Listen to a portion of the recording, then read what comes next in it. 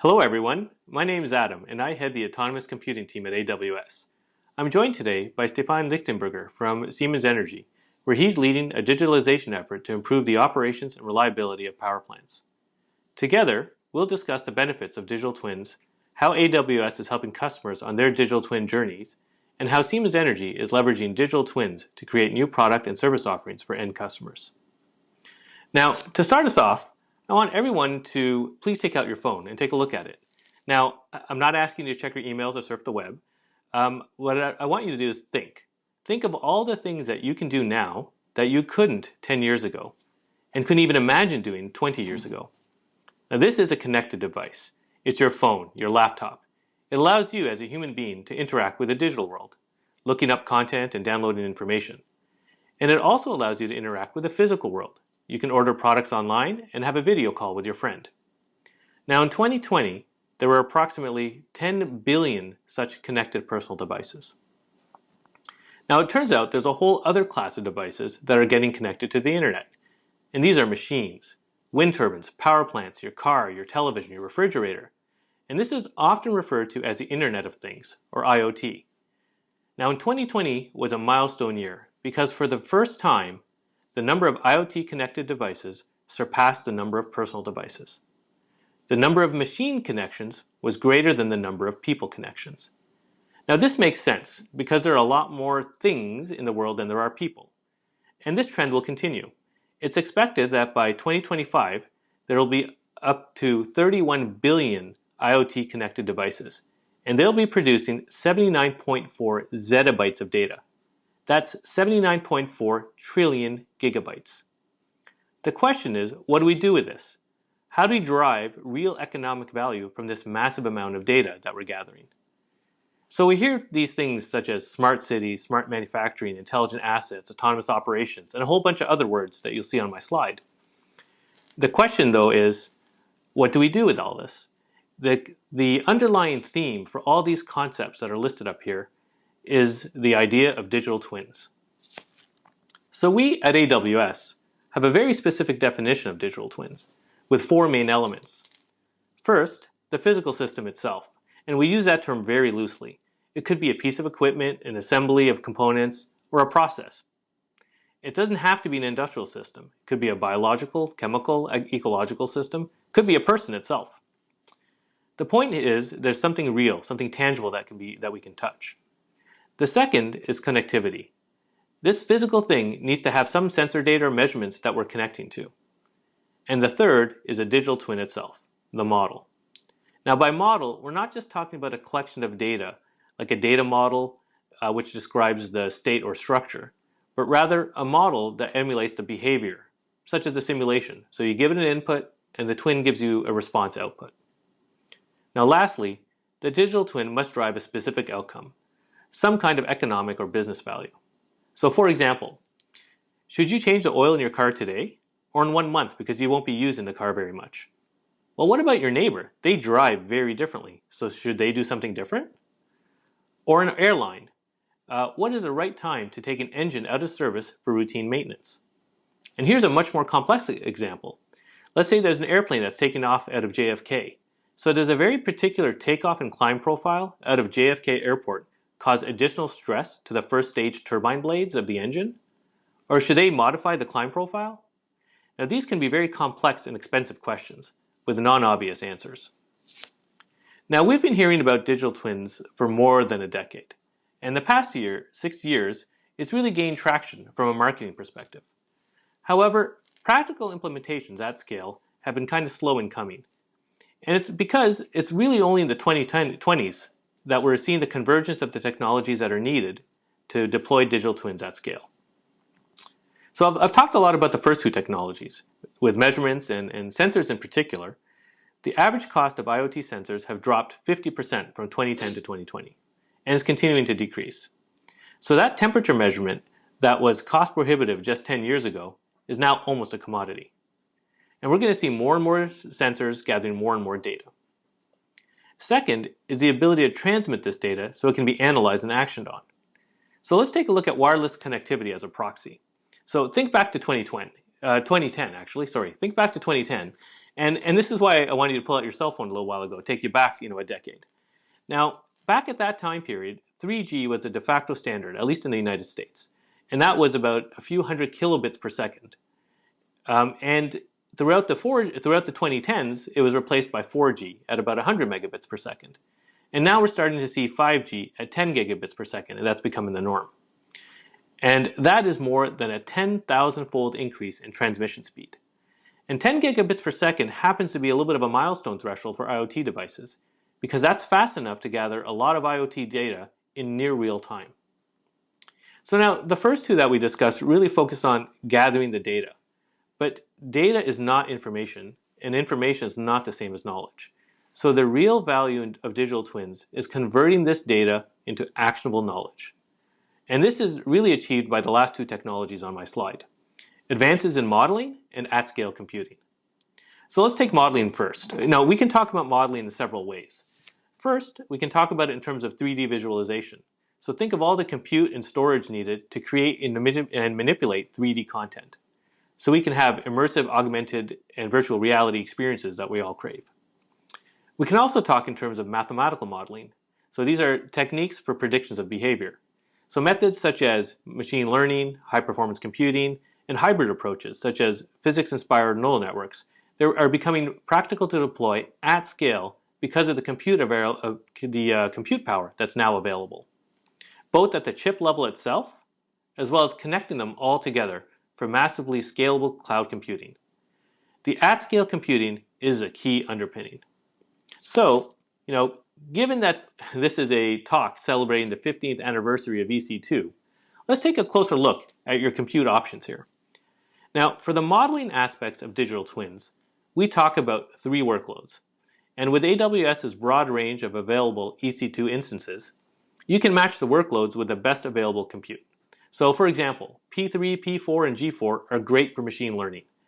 And you can even use AWS's own custom Inf1 ASIC-based instances, which they offer the best price performance for machine learning inference. Now for high-performance computing, the C5N, R5N, M5N, and the C6GN are compute optimized. And in this case, the N is denoting high bandwidth, low latency networking, so using the EFA or Elastic Fabric Adapter for tightly coupled workloads. And for graphics workloads, the G series are available both in NVIDIA and AMD flavors. And these are with GPUs based on thousands of processing cores for massively parallel execution for graphics workloads. Now for digital twins, you'll need a mix of all these different types of instances depending on the specific task that you're doing. And AWS allows you to easily mix and match as needed to deploy your digital twins at scale and using only the amount of instances that you need. So now if you look at the past several decades, from my perspective, the late 1990s and the 2000s was the era of the consumer internet. Companies such as Amazon came up with selling goods and items. And then in the 2010s, we saw the broad use of cloud computing and IoT connectivity. Now it's really in the 2020s that this will all come together. And I believe it'll be in the next decade will be the era of the digital twins. And the digital twins will be used to unlock the value of the industrial internet. So in many ways, when I look at digital twins today, I feel we're right on the cusp of a massive growth, just like the internet was on the cusp of massive growth in the late 1990s. Now, before I hand off to Stefan, there's one more topic I'd like to discuss. In our discussions with customers, we found a wide breadth of use cases requiring different AWS services, technologies, and even underlying data that's needed to enable them. So to help our customers navigate this space, we developed a digital twin index using levels 1 through 4. Now this is very analogous to what we see in the self-driving car space or autonomous vehicles, where they have a leveling system from level 1 through 5. L1 is cruise control, L2 is adaptive cruise, L5 is truly autonomous driving, hands off, no steering wheel kind of situation. So in our case, level 4 is consistent with the definition of digital twin that I described earlier. And levels 1 through 3 are used for different use cases with different levels of complexity. Each one drives their own business value, just depending on the use case. So as a customer, by understanding what levels your use case represents, it really helps you understand the services that you need, the technologies that you need, and the underlying data that you need. And then you can also see how others have tackled similar use cases and deployed them for their own benefits. So let's walk through each one of the levels. L1 focuses on describing the structure of the physical system. Historically, this would be represented by things such as 3D CAD models or engineering simulations, such as airflow around the blades of the wind turbine. So for example, one of AWS's partners, MSC Hexagon, offers their simulation software that is used to optimize the layout of wind turbines across the wind farm. This minimizes wake losses and maximizes wind energy production, potentially resulting in millions of dollars of additional revenue. Now, let's take this a step further. What if we could connect some version of these engineering models directly to the customer? Imagine in a community town hall meeting using augmented reality to see the aesthetic impact of a new wind turbine being proposed on the top of the hill. Or as a customer, going in to buy a car and being able to select from a wide variety of color, feature, and trim options, and being able to experience it and play with it digitally before buying. It could also be used for training. Say, for example, a wind turbine technician can be in an immersive virtual world, practicing all their skills before climbing the tower itself. Now, L2 focuses on connectivity. It's integrating the IoT sensor and the maintenance data in a dashboard, where the goal here is to understand the present state of the physical system. Now, in the industrial world, this is the domain of IoT and asset management. Now, this in itself is not new. For example, wind farms, power plants, factories, they have been using real-time monitoring systems with live anomaly detection algorithms and alarms for decades now. But let's imagine again, rather than a static 2D screen, imagine we take this to the 3D immersive world. What would this enable? Imagine walking around your factory floor, virtually from a remote location. That could be a key building block for an autonomous factory. Or a technician using augmented reality so that they could, while doing repairs, so that they have easy access to engineering instructions and their service history, and be able then to remotely beam what they're seeing with their eyes to a remote expert who can then provide guidance on what to do next. Now, this might sound futuristic, but it's actually happening today. One of our AWS customers, Scope AR, is using M5 instances on AWS to offer this augmented reality visual knowledge capability to their end customers in the aerospace, energy, manufacturing, and healthcare industries. Now, L3 is where we start focusing on using prediction methods. Now, this is using machine learning and other prediction models and methods to emulate the behavior of the system.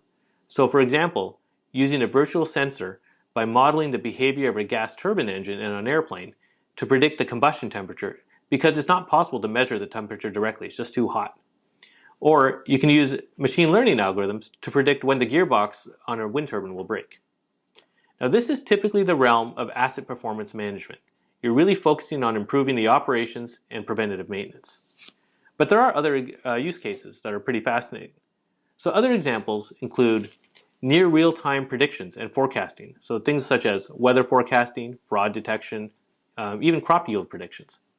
A very unique example is in the agricultural commodity markets.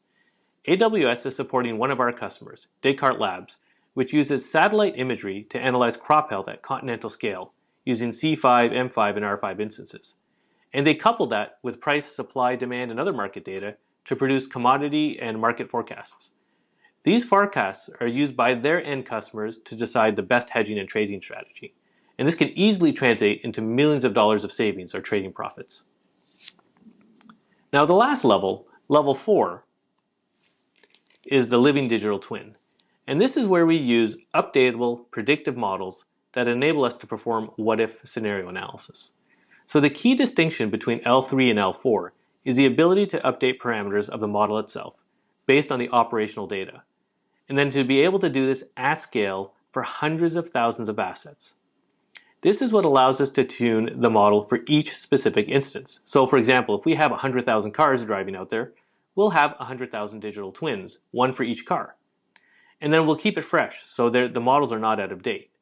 Because each car is driven very differently, and its actual behavior will be very differently. Will also be different depending on how it's been driven, and we want that to be reflected in its individual model as well. So for another example, in a wind turbine, we might have a gearbox model for the wind turbine when it's brand new. But as the wind turbine ages, the bearings wear, the shafts might get some misalignment, they'll certainly be repaired in different ways, lubrication film thicknesses will change. An L4 digital twin would update itself on a regular basis to reflect this wear and tear and operational history, so that when it makes a prediction of the future, so it's making a prediction of when a part might break or what the efficiency might be, these are truly relevant predictions to that specific wind turbine on that specific hill based on its exact state of operation as of today. Now, building digital twins, these live updatable models, can be quite complex, but it doesn't have to be. So in a few minutes, we're going to hear from Siemens Energy about how we're working together to develop an L4 digital twin of the heat recovery steam generator, which will enhance Siemens Energy's service offering to power plant operators. So with that, I'd like to welcome Stefan to explore this further and describe how Siemens Energy is deriving business value from digital twins. Stefan? Thank you, Adam, for your introduction. Yeah, my name is Stefan Lichtenberger.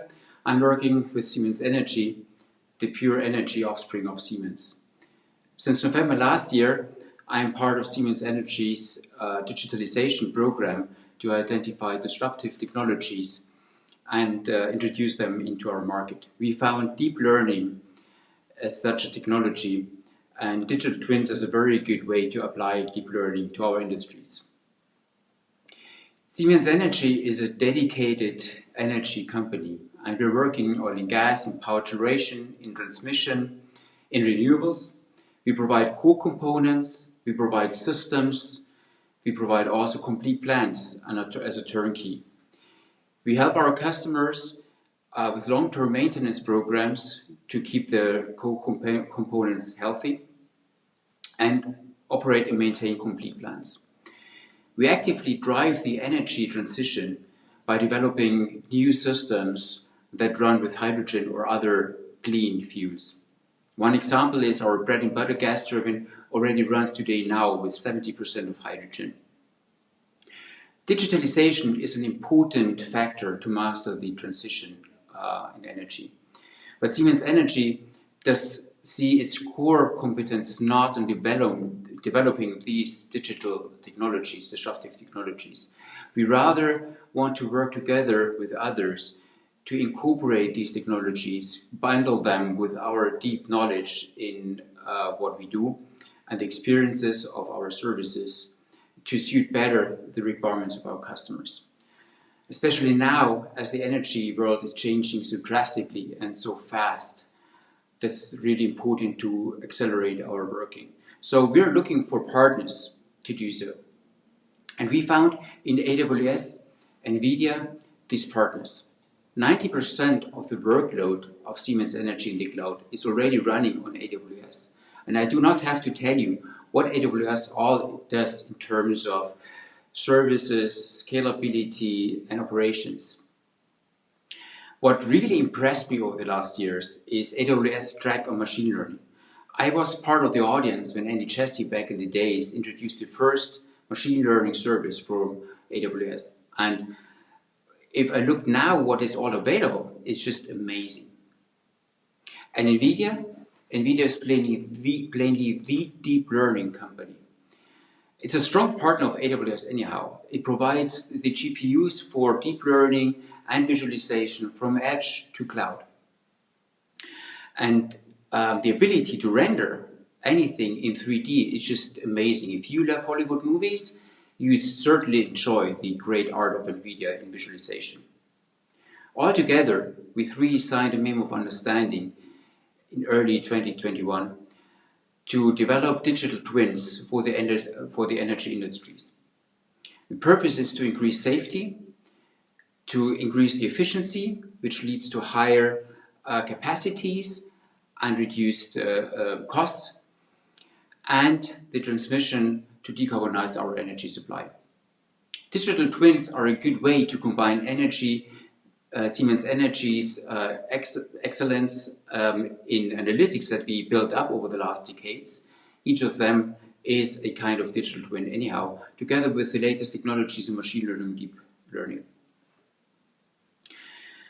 So the first task of our partnership was, can we describe a vision that makes our thoughts understood by our customers? To us, it's extremely important to really start from the very beginning with our customers. How can they monetize our thoughts? Who is working with it? And how will he work with it? How will he use the twins? We defined a roadmap to get the vision true. We approached our customers in oil and gas, power generation, transmission. And then we started already an iteration to verify and validate our thoughts. And now, already 6 months after we signed the Wim of Understanding, we're ready to launch the first commercial products to the market. Now, I talked a lot about digital twins, but what are they? When we ideated with our partners, universities, we came to 4 areas where digital twin and deep learning is best applied. The first one I would like to talk about is the energy consumption twin. We have reliable reports that tell us that 10% of energy consumption can be reduced in energy-intensive industries through digitalization. And we did a test in power generation. By the way, power generation is not an energy-intensive industry for whatever reasons. But with a small fleet of industrial gas turbines, we could reduce the energy consumption by 4%. So we will continue that because we smell and breathe energy. It is the place for us to be in. Second is reliability. With our long-term maintenance programs, we realized a lot of energy practices for reliability. But if I talk to customers now, and it really doesn't differ too much, whether this is in oil and gas or in power generation, they tell us the reliability of a plant is meanwhile not so much restricted by your core components. It's much more restricted by all the systems and assets and equipment that is making the complete plant. So this is a chance for us. If we can bundle the reliability experiences that we have, the analytics that we created into digital twins, we will be able to support our customers for the entire plants, and that is where we want to go for. And then we have the third one, the autonomous operation. And here we need to talk about automating the operator rounds. So people go into the field to take readings, to see whether everything is working the right way. And here we see an opportunity to reduce the efforts to do so, because very often it's also dangerous. And very often people cannot go into areas because it's dangerous, it's hot, or it's high energy, high voltage, or it's a crisis, or we have bushfires, or we have flooding, or whatsoever. So here we see a great opportunity to help with digital twins, with deep learning, to use microphones, to use cameras, to automate what typically an operator is doing. And the fourth one has a lot to do with digitalization, decarbonization and digitalization. AWS is a great example. They run a lot of data centers around the world, and they would like to run that decarbonized. So what they built is energy systems with renewables. But renewables don't produce electricity as it's needed. There is also certain energy demand that is changing as well. So it's never a match between supply and demand. So you need to manage the difference. You need to balance that. Either you buy or you sell or you store. And the microgrid twin helps you in managing and doing these risks and managing then the decisions in identifying the best working points and dispatching that to the different elements of the decarbonized energy system. Today, I will deep dive on the system reliability twin, where we started to develop a subset, a so-called HRSG reliability twin. So, I hear you. What did he say? And HRSG? What is that? HRSG stands for Heat Recovery Steam Generator. And I will tell you how it works. So what you see on the graphic on the left-hand side is the gas turbine. And it converts gas or oil or hydrogen, as I said, or other green fuels into rotating energy, and that drives a generator, and the generator then produces electricity for your homes and your businesses. But it produces also a lot of hot exhaust gas, 600 degrees Celsius. And that is ideal to create steam. And a heat recovered steam generator does exactly that. It can recover 40% of the thermal energy of the hot exhaust gas by converting water into steam. And then the steam is driving a steam turbine, the steam turbine is driving a generator, producing electricity, and then it's going back to your homes and to your offices and into the plants. Now, in HRSG, I call it now HRSG again because heat recovery steam generator is just taking me too long time. A HRSG is a monster. It has thousands of tubes to convert water to steam. And it's as big as 12 floors, and this doesn't even count the stack. And you certainly cannot imagine what is happening if a wall cracks or a tube cracks. You just don't want to be there. But this is what is happening in HRSGs. If you increase the load, you have different temperatures, and there's a stress to the wall. If you reduce the load, you get more liquid into the steam. And you know it from your home.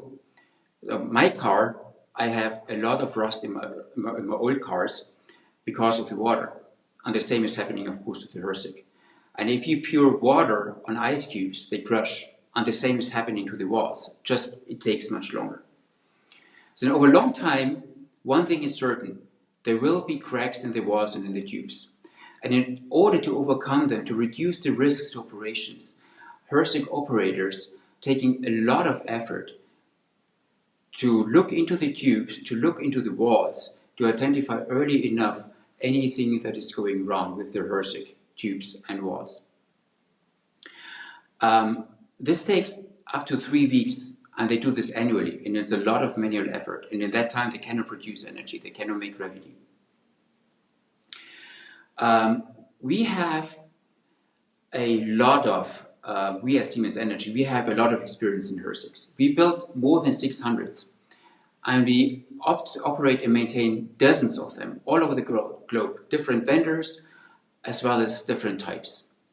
So what we did, we packaged all our experiences and packaged that. So we help our customers now with the inspections, we help them with monitoring the auxiliaries, and we also help them with our experts. To look into the HRSG health, to give recommendations to better operate the HRSG, or to do upgrades or modernizations to increase the reliability or to increase the efficiency. Now, when you recently introduced that package, a lot of our customers came to us and were really complaining, isn't there anything that you could do to reduce the time to do the inspections? The more inspections we do, the less we can produce energy. And so we brought all our experts together, from the design of the HRSGs, the engineering folks from the plants, the service people, the operating and maintaining people, also software developers. And we found out that actually we have enough information about the physics of the walls cracks, about the mechanics and the physics for corrosion. And we came to the conclusion, why don't we also create a digital twin for corrosion and the cracks in the walls? The target for that is to identify the critical spots up front. And if we know those up front, then we do not have to do the inspections all over. We just focus on the critical spots. So that saves a lot of time. 70% of inspection time we can save with this. And this may sum up as a global average to 6 million euros over 10 years additional revenues that our customers can do because they don't have to do so many inspections anymore. And if you identify a problem early enough, the customers can prepare for such kind of event. We can save them another 1 to 3 million euros. This is how long a HRSG has to stand still if we are not prepared in case of an event of a crack we were not prepared for. So the target is clear. We want to identify the critical spots and to reduce the effort for inspections. But I want not to deny that we have two factors that are influencing us. So one is the change in the energy mix. When I started my professional career, the power plants just had to respond to the energy demand, which is changing minute by minute, of course. But now in Germany, we have already 50%, nearly 50% of renewables in the energy mix. So the power plants, like I showed to you, also have to respond to the changing power supply. What that means is more startups, more shutdowns, more changes, more thermal stress, more liquid in the pipes that hits the tubes, more corrosion, more cracks. So our customers now are coming also to say, I would like a continuous monitoring of the situation in my HRSG. The other thing that we realized is there is not so many experts in the market to help us. So if we want to scale our services, the digital twins, to 150 HRSGs over the next 3 years, we cannot add more experts. So scaling out our services to serve the HRSG operators better requires a higher productivity of the resources of the experts that we have. And I'll show you now some examples what that has to do with the partnership with AWS, with monitoring of assets, and with the corrosion management. Today, a modern gas-fired power plant, as I showed to you in the other slide, has around 5,000 critical assets. And if I talk about critical asset, it means if it fails, we see an impact on the reliability, on the availability, on the performance and efficiency of the power plant. So it's obvious. If we would be able to monitor all these 5,000, it would help us tremendously to manage the risk to operations of a power plant. But it's not so easy. So far, it was too expensive always to monitor so many devices, so many equipment, so many systems. The reason is because the more traditional way was to determine physical models and to parameterize them, which is quite a work. The more modern one was to create machine learning models. But then you need data scientists, machine learning engineers, you need the subject matter experts to interpret what the data scientists find so that the machine learning engineer can create a machine learning model. And then we can scale it, we need to test it, and so on and so forth. And we need to retrain all the time. So it's also quite an effort. Now, AWS came in the last months out with a new service, unsupervised learning, and it's called Lookout for Equipment. And this is really a great thing because what it allows is that process engineers do not need data scientists and machine learning engineers anymore. The process engineer define what sensors are representing the system or what sensors are representing an asset, an equipment, a component. And then he's looking into the operation of the plant and he says, this is the time period where the asset, the system, ran normal. And he just looks into the time, into the past and looks what are the different normal ways that the different operating types are represented by. And then Lookout for Equipment is correlating all the different sensors. And once it's getting live, then it permanently looks into the sensors, the correlation of the sensors, and identify whether something is not going the way it learned as normal. So what it means for the process engineer is that he is getting then an alert, dashboard, or whatever, is getting alerted by a device. And with the asset that was identified as behaving not normal, the sensor and the confidence level, how much the sensor did not work as learned as normal, which is great. So the process engineer can work managed by exception and focus on doing the diagnostics. So that was a great piece of partnership. Now we come to a more complicated one, that is corrosion management. Because here the situation is different. Corrosion depends on many things. It depends on first of all, on the geometry. Second, it depends on pressure, temperature, mass flow, and also the water chemistry. And guess what? For the thousands of tubes that we have, we of course don't have any measurement. So what we need to do is we need to calculate these values through physical models. That's the first step. When we have all the models for the different operating modes, then we can apply our fluid physics models. And then we calculate for each of the operating modes that we have whether a liquid, whether water hits the wall of the tube, because that is then the area of risk and where corrosion can happen. And once we have that for all the different operating modes, for the different tubes calculated, then we can start to create models out of that, and then the inferences basically then allow to aggregate the risk levels for corrosion. So it's quite a heavy step, or quite a heavy process with many steps where we need to combine real physical knowledge and machine learning. And the breadth and depth that AWS provides us on Amazon EC2 really gave us the access to the required CPU and GPU processing capabilities that allows us to run this service. This allows us to combine our deep knowledge in the physics with the latest machine learning technologies. How that works, I would like to show you now. If you look now to these pipes, and that's the so-called elbows, what we call elbow. So you see the many areas here, the cells.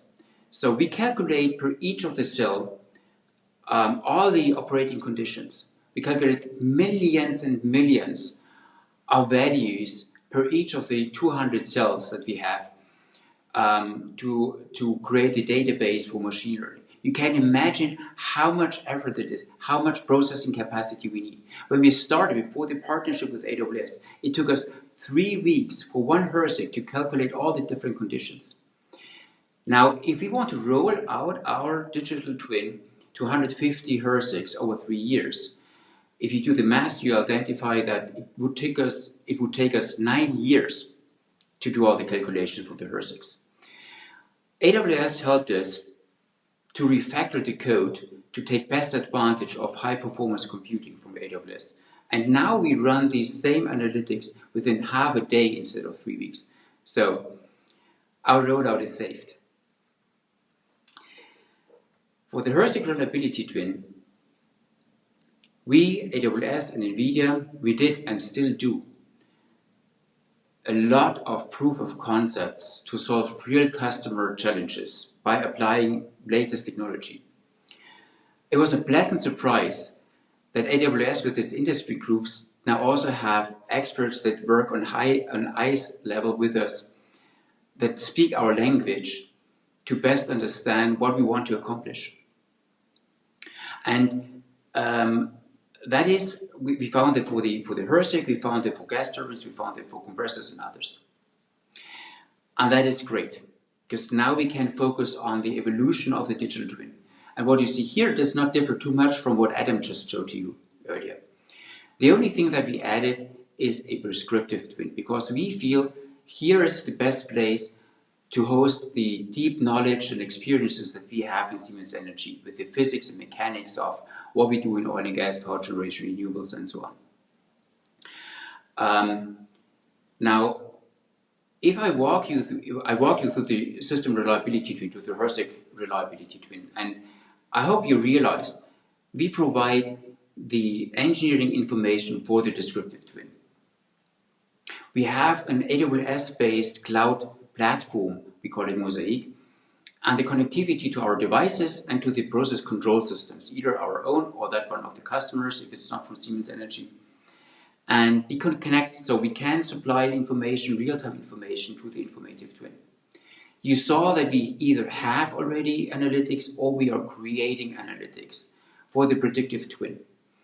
And we combine all that with our deep knowledge to provide automated recommendations on root cause analysis to our customers.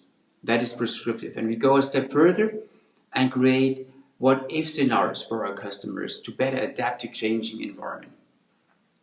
And finally, the autonomous or the living twin is something if the twins are aging. I mean, you saw that with the corrosion model. We have similar things with a fatigue monitoring system for the cracks. So it's aging over time with operations.